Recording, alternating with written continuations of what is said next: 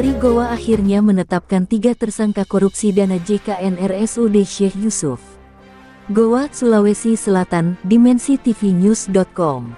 Kejaksaan Negeri Kejari Goa akhirnya merilis penetapan 3 orang pejabat dan mantan pejabat Rumah Sakit Umum Daerah RSUD Syekh Yusuf sebagai tersangka dalam kasus dugaan tindak pidana korupsi dana Jaminan Kesehatan Nasional JKN.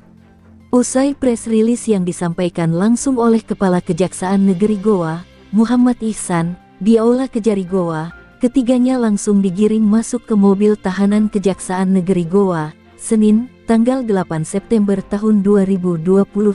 Mereka akan dibawa ke Rutan Kelas 1A Makassar. Tersangka pertama adalah Dr. SA yang menjabat sebagai Direktur RSUD Syekh Yusuf Goa pada tahun 2018.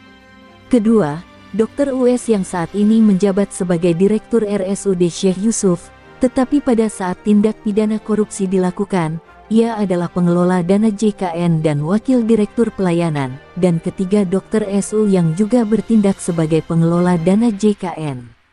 Kasus dugaan korupsi JKN di rumah sakit milik pemerintah daerah Goa tersebut sudah berjalan sejak 2023. Namun tidak kunjung selesai atau kandas disebabkan pihak Inspektorat Provinsi Sulawesi Selatan belum mengeluarkan hasil perhitungan kerugian negara. Lalu sejak tahun itu pula berbagai aktivis anti korupsi di Kabupaten Goa gencar menyuarakan desakan agar aparat penegak hukum menuntaskan persoalan ini, padahal tim Kejari Goa telah melakukan penggeledahan di rumah sakit tersebut pada tanggal 19 September tahun 2023 dengan membawa barang bukti sitaan ratusan bundel dokumen, 2 laptop, 1 unit komputer hingga sejumlah buku rekening pribadi.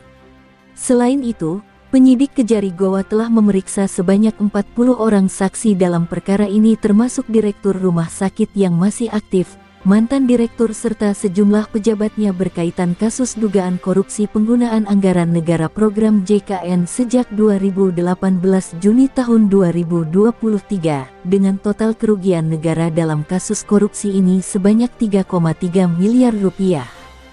Kepala Kejari Goa, Muhammad Ihsan menyebutkan alasan baru di tahun 2025 diumumkan tersangka dalam kasus tersebut karena menunggu hasil kerugian negara.